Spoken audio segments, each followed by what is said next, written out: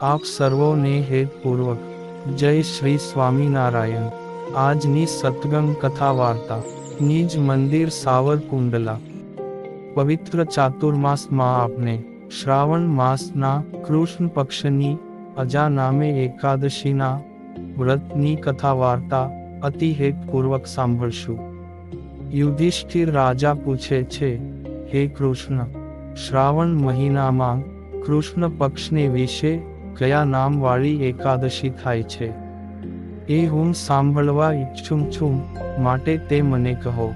ત્યારે શ્રી કૃષ્ણ બોલ્યા, હે યુધિષ્ઠિર રાજા, શ્રાવણ મહિનાના કૃષ્ણ પક્ષની સર્વ પાપોનો નાશ કરનારી અજા એવા નામે પ્રખ્યાત એકાદશી આવે છે। તેના વ્રત વિધિ વિધાન હું તને વિસ્તારથી કહું છું, માટે એક ચિત્તે મન દઈને સાંભળ। જે મનુષ્ય આ એકાદશીને દિવસે ઋષિકેશ ભગવાનની પૂજાની સાથે આ એકાદશીનું વ્રત કરે છે, તે મનુષ્યના પાપો નાશ પામે છે અને ભગવાન વિશે ભાવ થાય છે।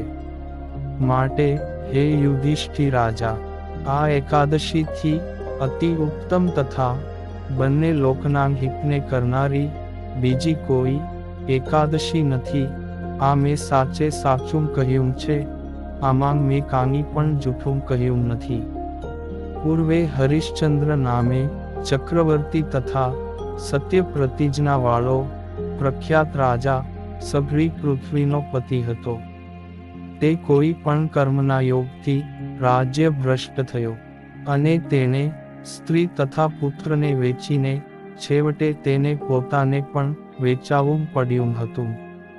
હે રાજાઓમાં ઇન્દ્ર, યુધિષ્ઠિર રાજા, પુણ્ય કરનારો તે હરિશ્ચંદ્ર રાજા ચાંડાલના દાસપણાને પામ્યો હતો, અર્થાત ચાંડાલને ત્યાં દાસ તરીકે રહ્યો હતો।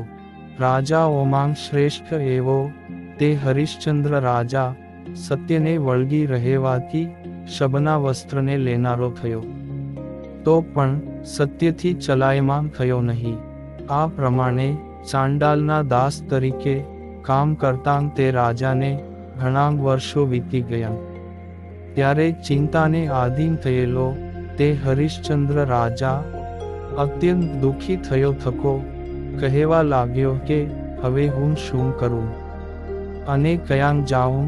અરે રે, હવે આમાંથી મારો કેવી રીતે છૂટકો થાય?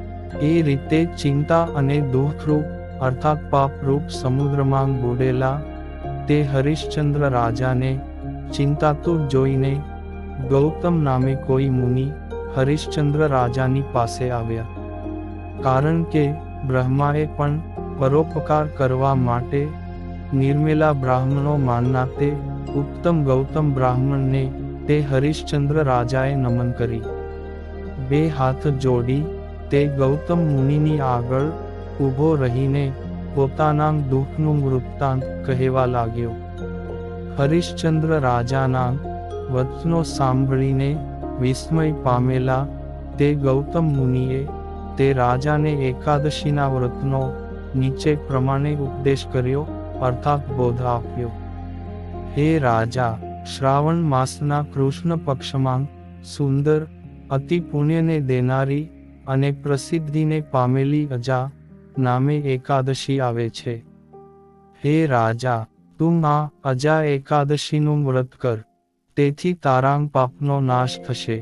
વળી તારાંગ ભાગ્ય તારે આધીન હોવાથી આ અજા એકાદશી આજથી 7મે દિવસે આવનારી છે, માટે તે દિવસે તે એકાદશીનો ઉપવાસ કરવામાં તત્પર થજે, અર્થાત ઉપવાસ કરીને રાત્રે જાગરણ પણ કરજે, જેથી કરીને તારાંગ સઘળાં પાપોનો ક્ષય થશે। હે રાજાઓમાં ઉત્તમ, હું તમારા પુણ્યના પ્રતાપથી જ અહીં આવ્યો છું। આવી રીતે કહીને તે ગૌતમ મુનિ અંતર્ધાન થઈ ગયા। હવે તે હરિશ્ચંદ્ર રાજાએ તે ગૌતમ મુનિનું આવું વચન સાંભળીને આ અજા એકાદશીનું ઉત્તમ વ્રત કર્યું। તેથી તેના પાપનો ક્ષણવારમાં નાશ થયો।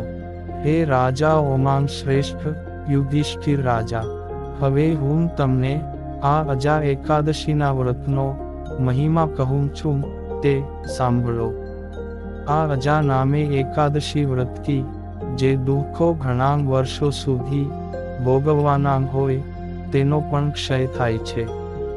તેથી જ તે હરિશ્ચંદ્ર રાજા આ વ્રતના પ્રતાપથી દુઃખને તરી જઈને સ્ત્રીના સમાગમને તથા પુત્રના જીવનને પામ્યો. વળી આ એકાદશીના વ્રતની શક્તિથી દેવતાઓના નગારાં વાગવા માંડ્યા અને તે હરિશ્ચંદ્ર રાજા પર સ્વર્ગમાંથી પુષ્પની વૃષ્ટિ થવા માંડી. અને તે રાજા શત્રુઓ વગરના રાજ્યને નિષ્કંટક રાજ્યને પ્રાપ્ત કરીને પછી તે હરિશ્ચંદ્ર રાજા પરિવારની સાથે સ્વર્ગની અંદર ગયો. માટે આવા પ્રકારનું આ અજા એકાદશીનું વ્રત જે ઉત્તમ બ્રાહ્મણો કરે છે અથવા તો કોઈ પણ કરે છે, તેઓ સર્વ પાપમાંથી મુક્ત થઈ જરૂર સ્વર્ગમાં જાય છે. હે રાજા, આ અજા એકાદશીનો પાઠ કરવાથી અને સાંભળવાથી અશ્વમેઘ યજ્ઞનું ફળ પ્રાપ્ત થાય છે. એ પ્રમાણે શ્રી બ્રહ્માંડ પુરાણને વિશે શ્રાવણ માસના કૃષ્ણ પક્ષની અજા નામની એકાદશીનું મહાત્મ્ય સંપૂર્ણ.